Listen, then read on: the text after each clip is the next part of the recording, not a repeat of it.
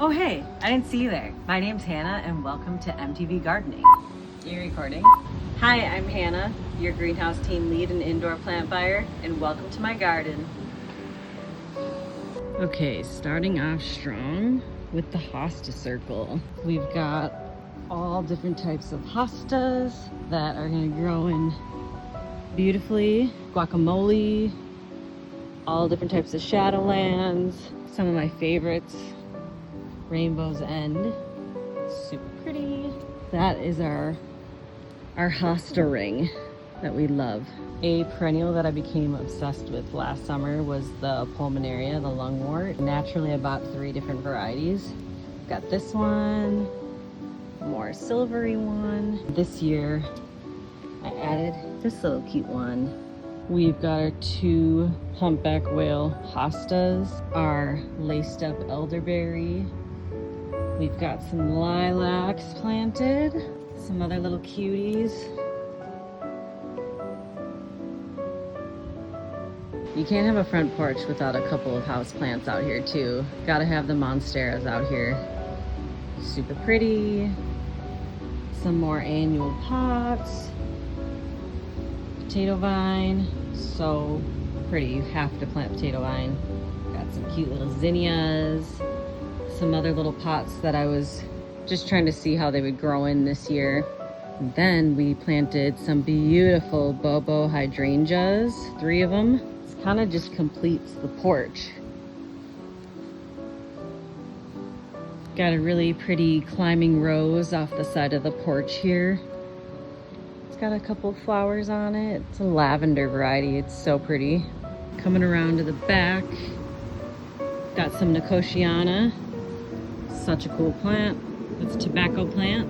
Got a new pepper I wanted to try out this year. And then our raised garden bed. Got some juicy aromas coming in here.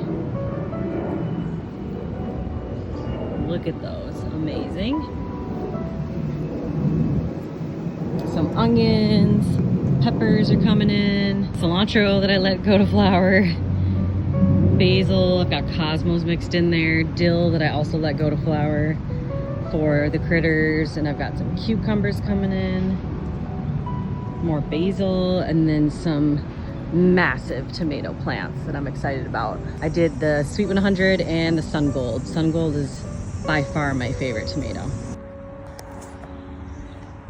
Good morning. I'm Gaylene and I am a part-time employee at Tonkadale Greenhouse in their perennial section. I'll take you on a little walk through some both annuals, perennials, and a small veggie garden. To start out with, this is Grandma and Grandpa's place, my rock garden. It's a little shady right now, but in a half an hour it will be full sun the rest of the day. So I have my volunteer portulaca moss roses all the way around the edge. They come back every year, very faithful.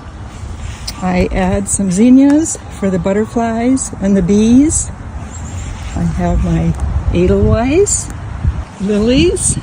Over here we have some more zinnias, my lilies that are done flowering, but I cut the tops off so that the strength will go into their root system for next year.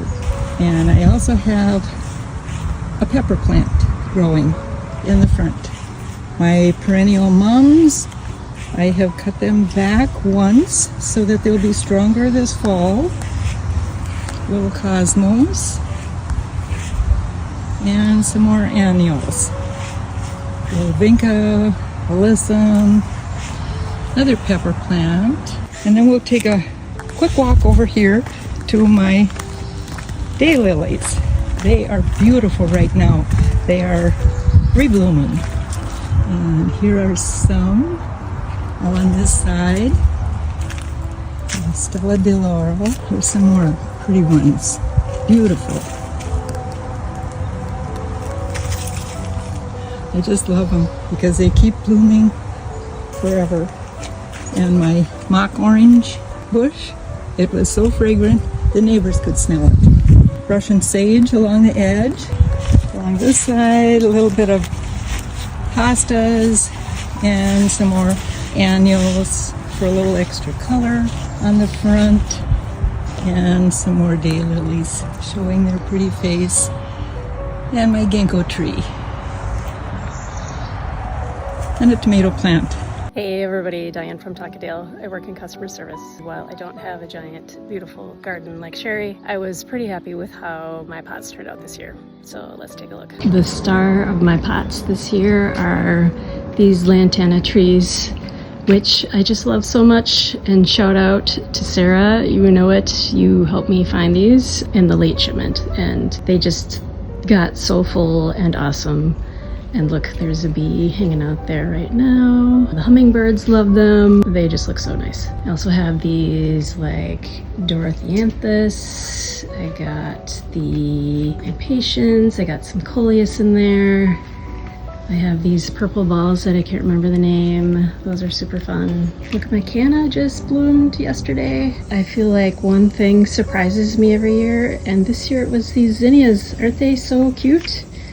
I bought these like a couple 6-packs of the pink and white ones, and they fill up the space so nice. I just really like them. And then the other thing I really like is my little shade pot over here. I have these awesome begonia.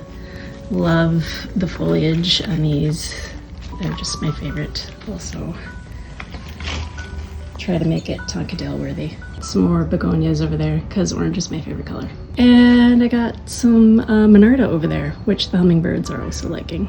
Hey, it's Donni from the perennials department. When you guys come into perennials, a lot of times I will tell you to break your problems down to smaller bits, and I do that myself. I don't like to think of myself as doing yard work. I like to work on my gardens, and I recommend that you all say the same thing, because first of all, it's too much work to say you work on your yard, and garden sounds very fancy. So I work on my gardens, and this year I had 2 new gardens to work on. Both of them were problem solving. Like you know, sometimes you just have problems you have to work on. So my lawn slopes. I've been dealing with this runoff in this low area of my lawn that we could not keep dry. So last year we decided we were done, and I decided to pull up all the lawn over here and put in what I call a wet foot garden. Now, this is very messy. There's a reason for that. What I did was we pulled out all the grass and we leveled the area out with purple cow compost from Tonkadale. I put in a bunch of plants that like wet feet. Now, the neat and tidy ones that are smaller, those are new this year. The big bushy things in the back, those were already there. So you can see I've got some irises that were already there, and they're huge. They need to be split and moved. That's okay. I'm going to do that later, probably in the fall. Anybody needs any irises, you know where to come. And Monarda. Monarda grows anywhere. I'm sorry, it just does. I split that every year and I move it to other areas. And clearly it likes wet feet too. One thing that I did new this year is behind there, you can see right back there, that's Clethra or Summer Sweet. So that's gonna get really, really big, and I'm really excited about it. And it's gonna be back here as a screen for my fire pit. I put in 2 of that guy, blue snakeroot. I love the foliage. I tell you guys that a lot in perennials. If you gotta like the foliage, because our flowers don't always last that long. So I put 2 of those in. I got one there and that guy over there, and those will get quite large, and that's really fun. Because I know that irises do well, I put in 4 different varieties of irises in here. These are the 4 that I did.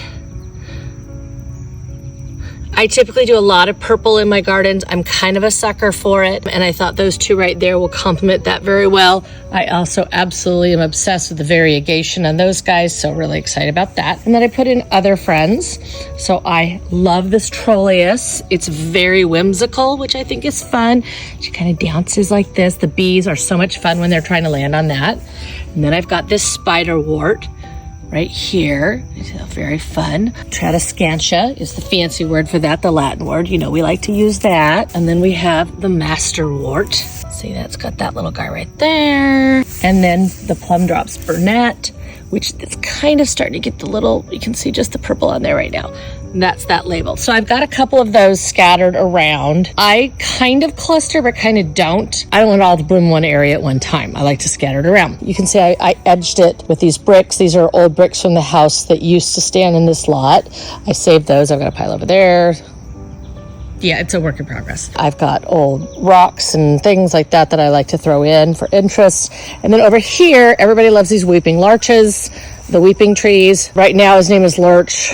It'll get better. He is like being trained right now to go over this arch. So Lurch the larch will meet the arch and eventually will grow over the arch. It'll make this walkway look pretty. This is a project right now I'm working on to make the walkway prettier. And I've got another little annual vine that's attempting to grow up here to fill it in. But it's not going great, but we'll get there. Thanks for listening, and I look forward to seeing you guys at Tonkadale. Bye.